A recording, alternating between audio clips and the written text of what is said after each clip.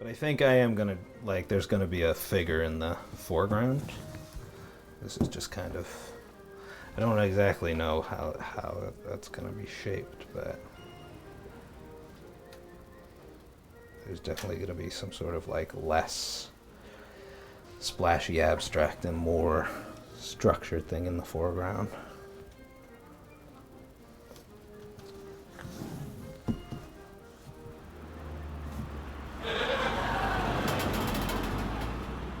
I am a freelance writer and comedian and gadabout and gadfly and lover and masseuse. You know, I invented the bucket of chicken. Well, not like putting chicken in the bucket, but the size of the bucket, that was me. I'm an entrepreneur and a mother and a fighter and the president. So I wear a lot of hats. Hello everybody and welcome to episode number 223 of Stop Podcasting Yourself. My name is Graham Clark, and with me as always is a man who proposed this mathematical equation just before we started the podcast, that he would rather two Adam Sandlers in a film than an Adam Sandler and a Kevin James, Mr. Dave Shumka. We said we were going to mention this. There's a camera crew here. Yeah, there's two camera people filming us. It's a whole crew. It's a whole crew, yeah. And it's for a documentary about failure, of which I am the star. And so it's weird, right? Because it's weird having people here. There's only three of us, and even then it's very gets very schwitzy. Yeah. In this room. It's we are boiling. Yeah, and I'm wearing a wool hat. Bad choice, Graham. But yeah, so that accounts for any weird feeling you're getting on your end. Do these guys sound like they're maybe being held hostage? Like they're doing they're blinking in some kind of Morse code at us? How funny do you think you could be in a hostage situation? I was between. This is the thing. I was sitting in a middle seat, and there was three football players in front of me, and then one here, and three behind me. So I felt like what a football would feel like. So tired. It's crazy. Their hands, like the one guy was trying to put his earphone jack in the earphone jack hole.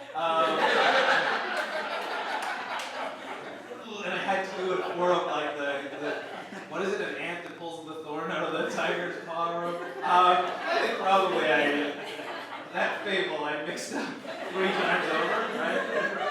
It probably wasn't an ant or a thorn or a tiger. I don't know what the parable is there. You know, I had a job where I was on a TV show, and now I don't, like, I just haven't had a job.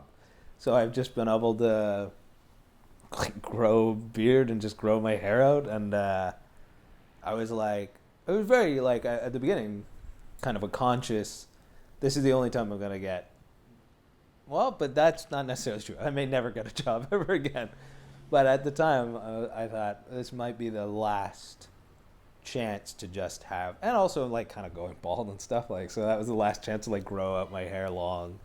And when else would I get, maybe if I was an old man, I'd be able to grow out my beard really long and crazy, but it just seemed like the right thing to do. Felt like the right thing to do, except in the summertime when it feels like the exact wrong thing to do. But so yeah, it's just there, man. I think one of the things was he wanted to hide his face because he had finished doing the city news list, and he had this very sort of clean cut on TV persona, which was on purpose because his stand-up persona was more of this kind of trying to get it together bachelor who only owns plaid shirts. And so there was that. I definitely think the beard kind of started getting bigger after he finished the television program because he didn't have to get his haircut all the time and be fairly clean shaven and wear a suit. The podcast also got really popular, and he became more recognizable. And he also loves beards. From the time he was a child, his plan was to have a massive beard.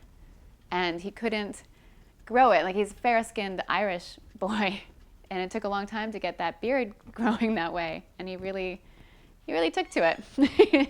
So I don't know that he would be trying to hide something with it. More so, he really loves his beard. He even uses a special shampoo for it. Benzie orange. This is some real Hulk Hogan colors I'm going with here. Inspiration's where you find it, brother. Truth, justice, and the American way. Prayers and vitamins. Vitamins? Yeah, vitamins. He's like, childhood hero. It's weird how, he's like one of the wrestlers that survived from that time. Almost all the wrestlers that were around when he was famous are dead. There's some of them are still alive, but he's kind of the alpha,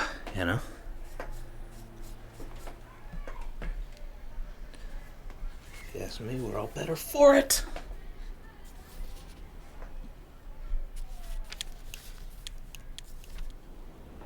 He's always been giving and generous, and he has always come up with creative ways to give. Birthday presents and Christmas presents from Graham are always unique and very thoughtful. He's always had, ever since he was a little kid, he's had really a lot of empathy, and I think especially for a boy, that he would be very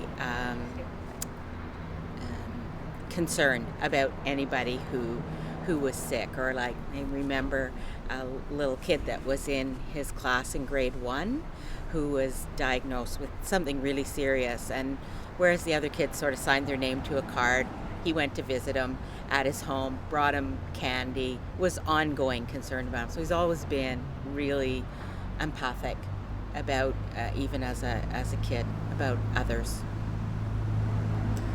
When I was a kid, I would always doodle robots. I don't know why. Like, I don't know. I like the idea of a robot doing stuff that robots don't do, more than anything.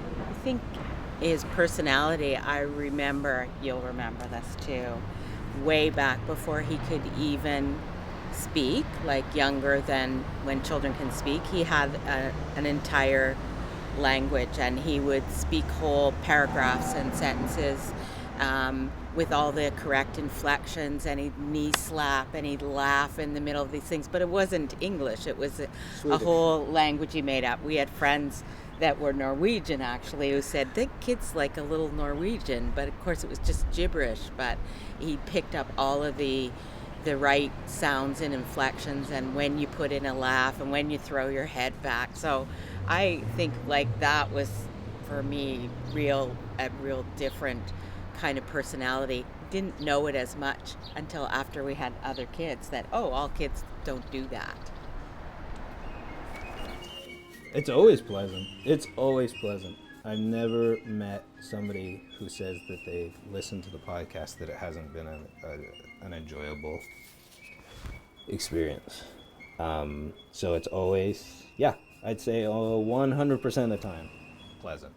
And because it's not a thing where they like, if they like, say, a TV, like, say I played a TV character and somebody says, hey, I really like that TV character you play, that's very different than saying I like this thing where you talk about your own life every week, and it's just you as a person. That's a very different thing, I think. I mean, I've never been famous for anything, so I don't really know if that statement is completely true, but it seems as if somebody loved a specific creation that you made but wasn't necessarily specifically you, that would be a different interaction. Does that make sense? It made sense when I was saying it. I think it was where the idea came from was the podcast. A fellow comic said that it was like a brush and he should start painting with it. And then around the same time, he found out that his friend Claire was very sick. And he put the two ideas together and started painting. And we were living together at the time, so I kind of got to see all of it happen. And right away, it was obvious that he had some artistic talent, especially in terms of color. And then there was a process of him learning to use his beard as a paintbrush, and the work became finer and finer and finer very quickly. And also the ability to sell these paintings, I think, came as a surprise as well, and how much money he could get. Oh, he's raised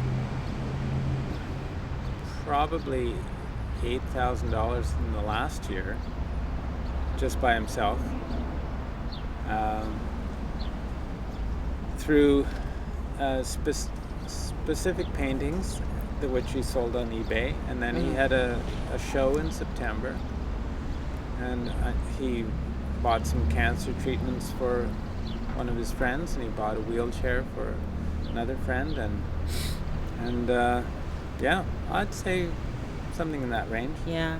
And then at the art show, the donations went to whoever bought the painting got to say which charity they wanted it to go to. So really wide-ranging, and a lot of smaller things like an after-school program for kind of a dramatic arts after-school program for kids that can't afford to be in that kind of program. Some smaller kind of charities, but some of them weren't recognized. They were like people in need that were in Graham's, sphere that he knew about, that he decided to donate, raise money and donate to those folks. And he was wearing I guess a Grey Cup ring, which I didn't know that was a thing, and it was like a belt buckle on his hand. Like it was so crazy. And also the whole time that I was flying, I was thinking, well, if this plane crashes, I always think that, like when I get on, like, if this plane crashes, like where in the crash story will I feature? Like, but like with a whole CFL team, it's like way like page 25. It's like all full profiles of them, and then there's just a blurb, maybe a blurb. I'd be lucky.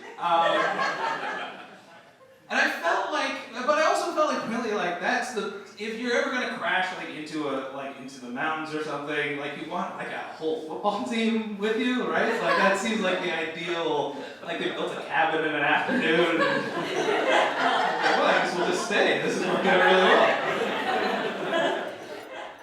I lived in England for 8 years, and I was diagnosed with lymphoma cancer.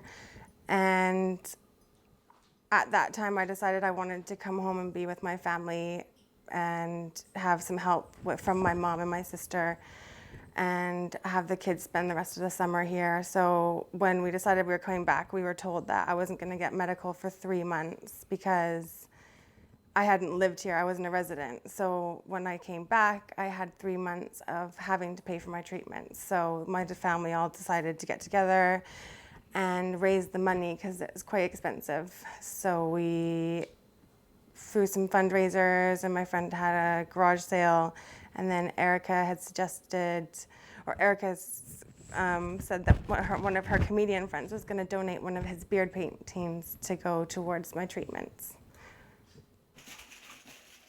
And I don't understand how he does it with his beard. I need to watch a video of it because it's really detailed and it's funny. I like the whole robot with the Hulk Hogan thing, and kind of like the superhero idea because obviously it's just nice to see, it's really cool. I love it. It's nice to be able, like, that's a real luxury. to be able to like have this money from this thing that I've painted that I could then give to, like that's very like that's a privilege.